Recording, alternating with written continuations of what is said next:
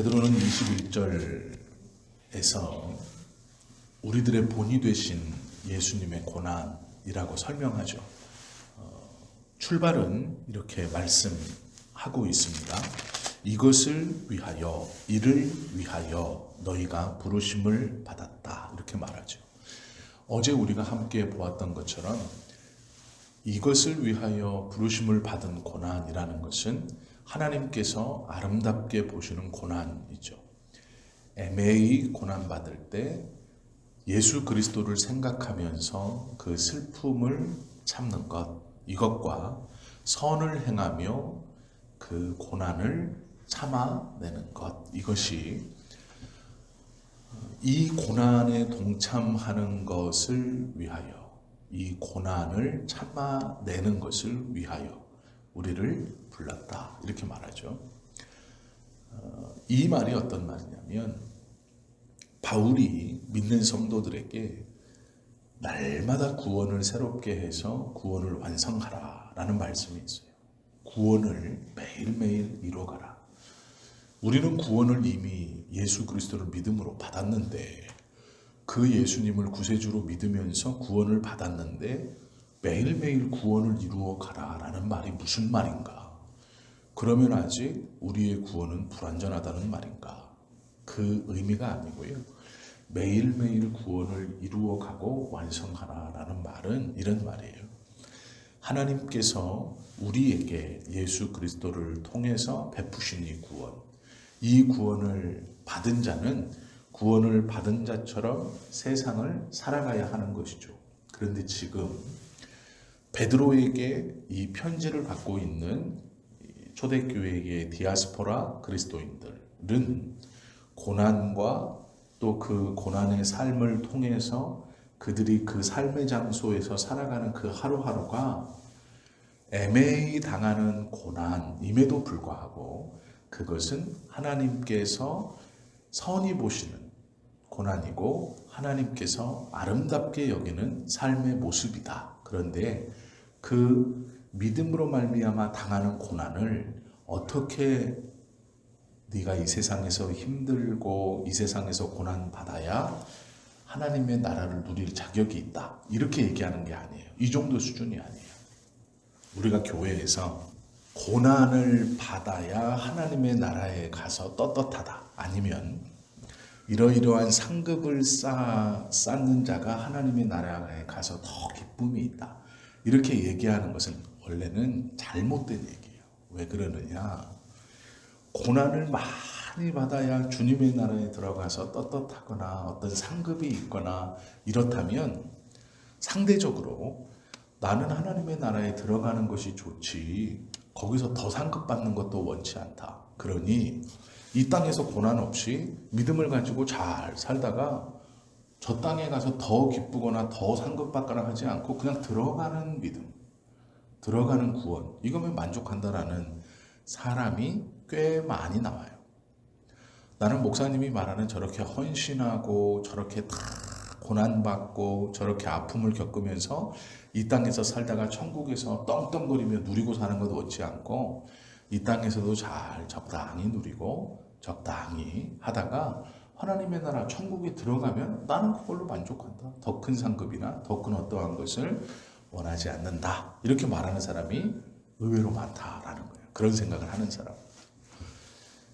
바울이 말하는 또 베드로가 말하는 것이 무슨 말이냐면 그 고난을 어떤 것까지 하나님께서 격상시켜서 보시냐면 천국에 들어가서 상급을 주는 도구나 이 땅에서 고난을 받는 것이 믿는 자의 모습 속에서 드러나는 어떠한 증표 이런 것들로 생각하는 그렇게 말씀하지 않고 이것은 온전히 하나님께서 아름답게 보시는 것이고 그 고난은 그리스도가 하나님의 뜻에 따라 이 땅에 오셨고 그 뜻 안에서 살아가신 그 그리스도의 삶을 똑같이 살아가는 것.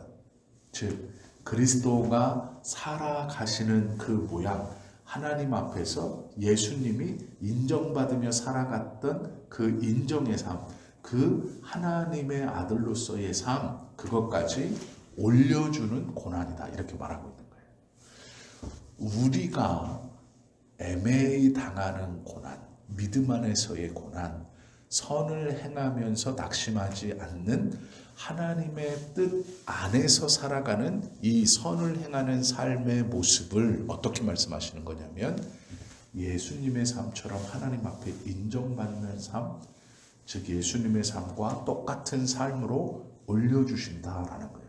단순히 고난을 통해 상급을 받는 도구가 아닌 거예요. 고난은 이 믿음 안에서의 삶은 예수님, 하나님 앞에서의 예수님의 삶과 즉 구세주의 삶과 성자 하나님의 삶과 같다. 이렇게 격상시켜서 우리들의 삶이 그리스도의 삶과 같은 것. 이래서 그리스도의 남은 고난이라고 얘기하고, 오늘은 본문은 예수 그리스도가 이 고난의 부르심, 즉 자신의 삶의 인정, 자신의 삶의 위치로의 부르심, 그것의 겉면은 고난이죠. 그러나 이 고난이 핵심이 아니라 높여주심이 핵심인 거예요. 이것에 대한 부르심으로 우리에게 본을 보이셨는데, 그 본을 보이신 모습이 무엇이냐? 애매히 고난을 받으실 때 욕으로 맞대어 또 위협하지 않고 오직 공의로 심판하시는 자에게 부르짖으며 그 길을 걸어가신 그 그리스도가 우리가 지금 살아가는 이 삶의 큰 모양을 예수 그리스도의 삶과 동일한 하나님 앞에서의 구세주의 하나님의 아들로서의 삶으로 동일하게 만들기 위해서 그 길을 먼저 가셨다. 이런 의미예요. 즉 예수님께서 살아가신 그 모습 그대로를 우리로 살아갈 수 있고 살아가야 한다. 그렇게 하기 위해 너희를 불렀다. 이렇게 말하는 거예요. 단순히 구원받아서 이 땅에서 고생하고 믿음 때문에 핍박받고 그 고난으로 인해서 하나님의 나라의 상급을 받는 어떤 도구로서의 고난이나 도구로서의 믿음이나 도구로서의 그리스도를 쫓아가는 게 아니고, 그 믿음의 삶 자체가 하나님 앞에서 그리스도와 같은 인정받는 삶, 하나님의 아들로서의 삶, 성자 하나님으로서의 삶과 똑같이 올라가고 인정받을 수 있는 그 삶으로 예수님이 먼저 가시고 우리를 동일하게 부르셨다라는 거예요. 같은 반열에 두시기 위해서. 왜 이렇게 말씀하시냐? 예수님께서 이 땅에 오셔서 우리에게 당신을 증거하시고 삶의 본을 보이신 이유는 우리를 죄에서 구원하시려고만이 아니에요. 우리가 원래 있어야 하는 자리, 하나님께서 우리를 낳았다라고 말씀하시는 하나님의 자녀로서의 자리로 회복시키시기 위해서예요. 그래서 주님이 하나님의 독생자이신 예수 그리스도께서 이 땅에 오셔서 원래 우리의 자리로, 하나님의 아들의 자리로 우리를 회복시키시기 위해 죄에서 구원하여 죄에서 건져 구원함을 주셨고, 구원함을 받은 백성들이 하나님의 아래에 종이나 죄인들로 구원받은 자들로 하나님의 아래에 있는 게 아니라 하나님의 자녀와 같이 올리시기 위해 그리스도가 이 땅에 오신 거예요.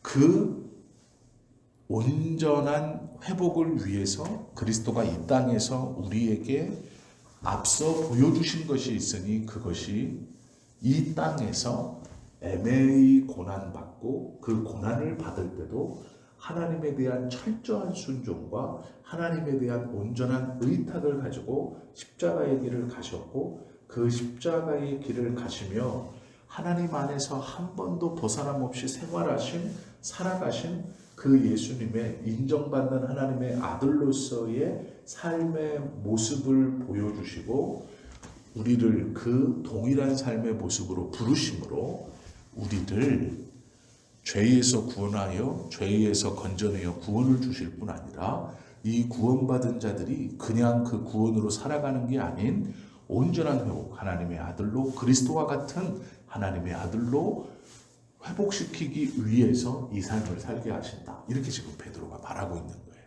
그러니까 이 말을 들은 성도들은 큰 격려와 위로를 받는 거예요. 왜 그러냐면 엄밀히 말하면 지금 내가 당하는 애매한 이 고난은 나를 하나님의 아들로서 회복시키시고 예수님이 하나님 앞에서 인정받으면서 살아가셨던 그 삶과 같이 동일한 하나님의 인정. 그래서 하나님이 보시기에 아름답다라는 삶의 이건 평가가 아니고요. 아름답다라는 것은 그 삶이 이미 인정받았고 그 삶의 온 이 모양이 아름다움. 이건 평가를 매기는 게 아니에요.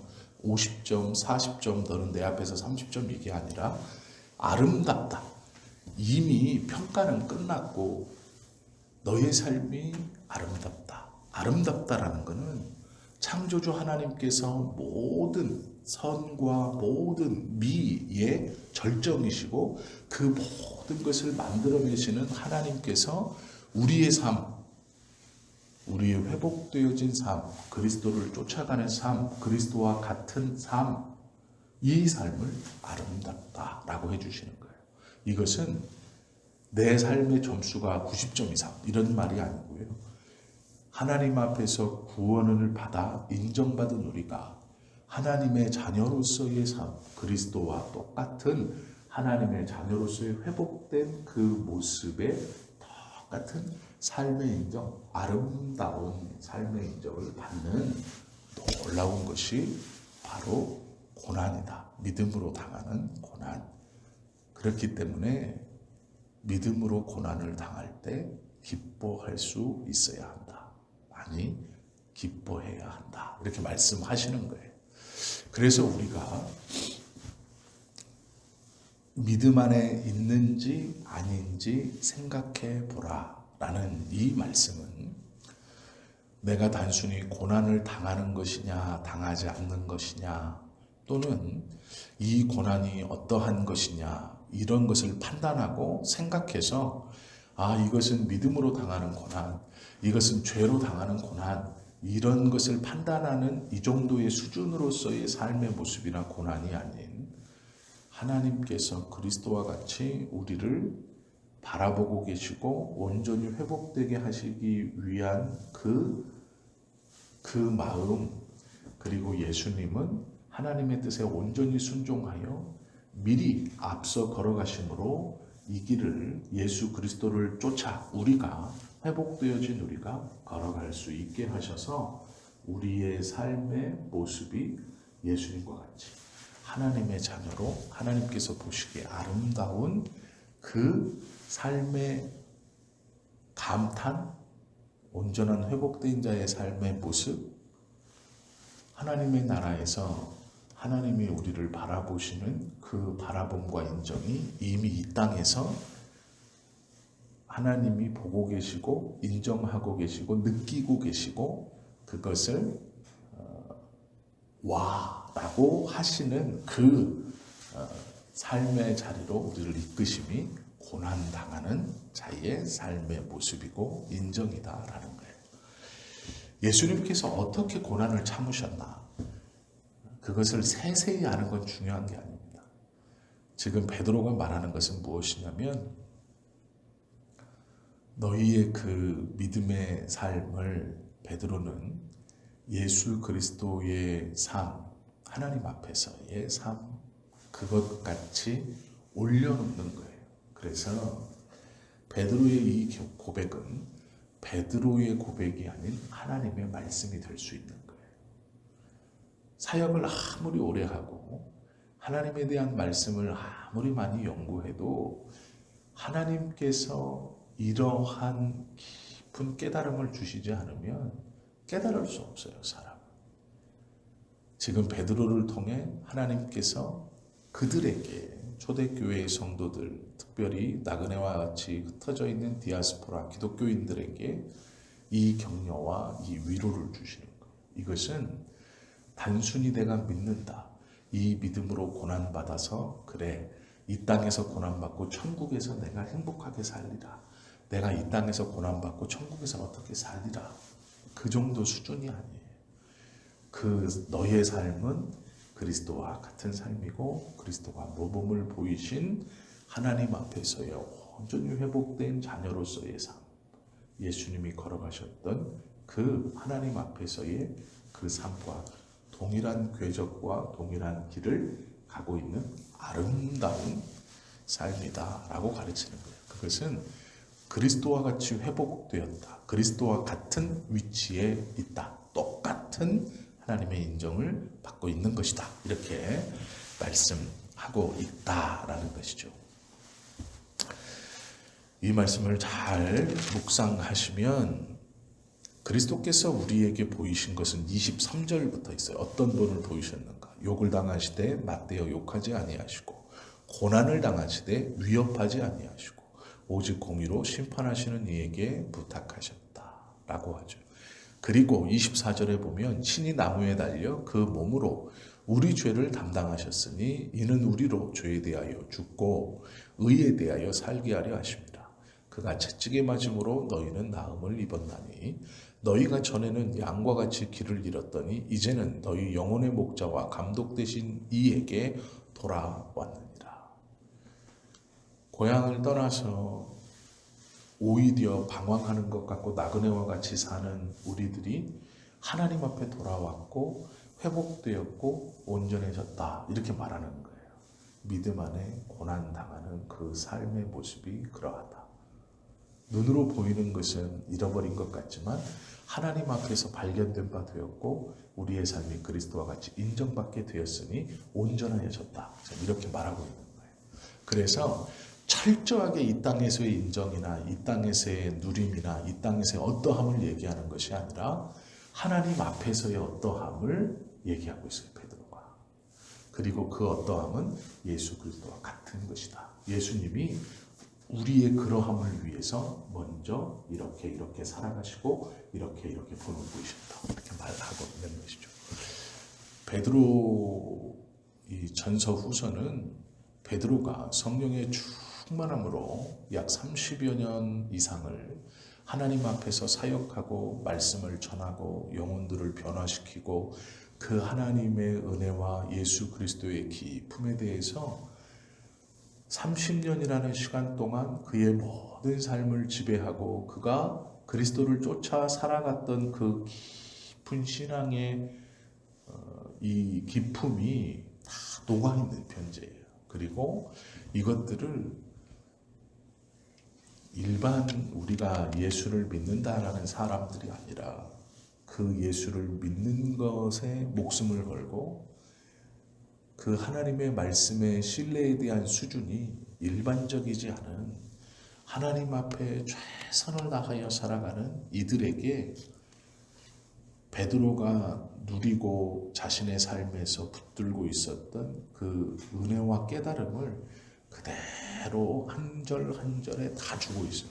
그래서 베드로 이 전후서를 받음에 있어서 이 베드로의 깊은 고백과 이 수준을 이해하지 못하면 그냥 그런 말씀, 고난 당할 때 참고 기뻐해야지, 이래야지 이렇게 간단하게 생각할 수 있어요. 그러나 그러한 말씀이 아니다라는 거예요.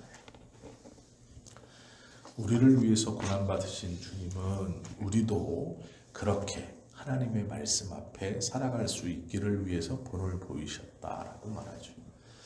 고난은 우리의 영적인 유익을 넘어서는 하나님 앞에서의 아름다운 삶으로의 그 모습을 우리의 삶에서 드러내는 그러한 어쩌면 하나님께서 우리로 온전케 하시는 삶의 모습 중 하나이다. 그리하여 고난을 멀리하거나 회피하거나 고난 때문에 정신없거나 신앙을 잃어버리는 것이 아니라 그 고난이 우리의 신앙의 자태를 온전히 하나님 앞에 아름답게 이끌어 나가고 증거할 수 있는 놀라운 도구인 것이죠. 그래서 기뻐해야 하는 것이다 라고 성경은 말씀하고 있습니다.